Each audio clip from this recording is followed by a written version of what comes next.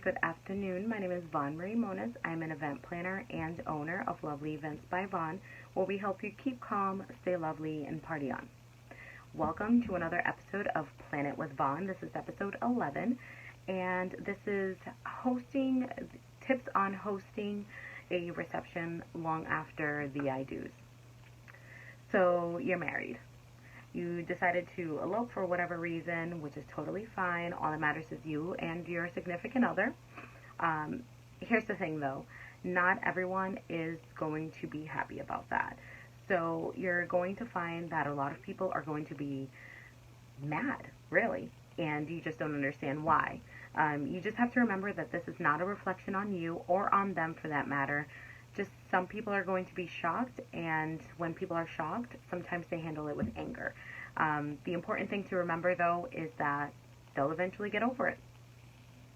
Maybe. Just because you decided to elope doesn't mean that you have to skip out on the big party.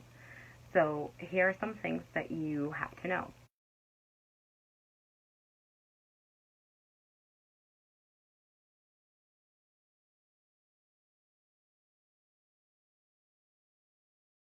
Typically, the celebration that follows an elopement is done within the next few months.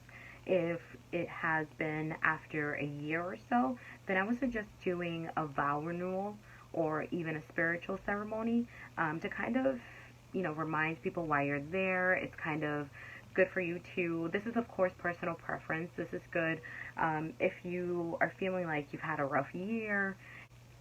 If you aren't really a fan of ceremonies at all, if you wanted to make sure that you kept that intimate with just you and your significant other, then that's totally fine. You can just throw a big old party and have a blast with the people that you love and that are there to celebrate your union. So there is absolutely nothing wrong with that. And unless you are recreating the ceremony, don't mention the word wedding.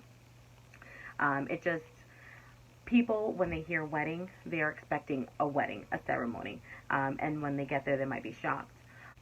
Send out an announcement of your marriage and send a save the date later on. You can, in order to save money, you can send out the announcement and then on there just add the date of the celebration. You can word it like, we are married, we got married, please join us in celebrating such and such, whoever your names. That lets them know that you've already done the ceremony, so don't expect a ceremony, just expect the celebration, which is what it is, the reception. Make sure that you are realistic and not expecting gifts. You shouldn't be expecting gifts no matter what, but especially after you've done the ceremony, people are going there just to celebrate you and your union.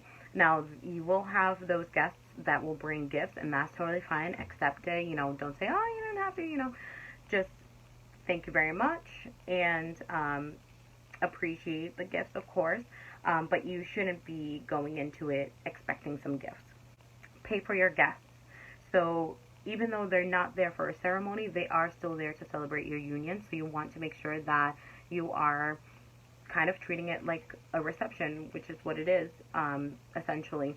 Make sure that you're paying for their dinner if you decide to just go for dinner, or, pay for the party. Everything is included on there because, like I said, they are there to celebrate your union, and you should treat it as such. It's kind of like a gesture of thank you so much for coming. Just because you're not doing a ceremony and you doing things differently doesn't mean that you can't capture the memories and capture the moments. So I would still hire a photographer or a family friend or a family member that is good with a camera, or even that just has a really good camera, and you can still pose for pictures. You can still wear a wedding gown if you'd like. This is especially done after a destination wedding. A lot of people come back and they have a big party here. You can wear the same dress that you wore, or you can keep it casual and wear, a shorter dress. You can wear a red dress. You can wear whatever dress you want, but just make sure that you are capturing the moments, because this is still a celebration of your union, and this is still important, and you want to have those memories, so make sure that you do that. I would give a toast to your guests. Thank them for being there. Thank them for understanding that you know, you wanted to do this is just a perfect way to show them that just because they weren't present for the ceremony and for the actual union doesn't mean that they aren't important to you. So you still want to show them that they are important to you.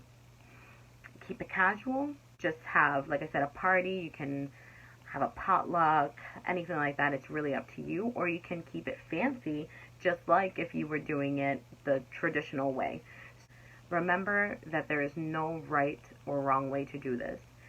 Just, you made the decision to elope, you know, whether you went down to the courthouse or you did a destination, just own it and don't apologize for it, because when you start to apologize for it, then people start thinking that it was a last minute choice. I mean, it could have been a last minute choice, but it's not the something that you had to do. It's just something that you wanted to do, because some people just don't like the attention and would much rather just have something intimate with just you and the justice of the peace and some witnesses. Some people just rather do that, and others are just fed up with all of the planning, you know, honestly, and sometimes they just want to do it, and that's okay.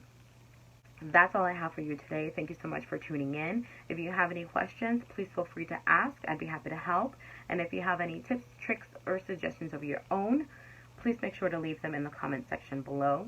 If you've eloped and you're thinking about having a celebration after, or you have done a celebration after, or you've attended a celebration after the ceremony, please let me know. I have tons of friends that have actually gotten married. They've eloped, and they've decided to do a celebration after, and it's perfectly fine. Everyone's still happy for them, and, you know, the world keeps on turning.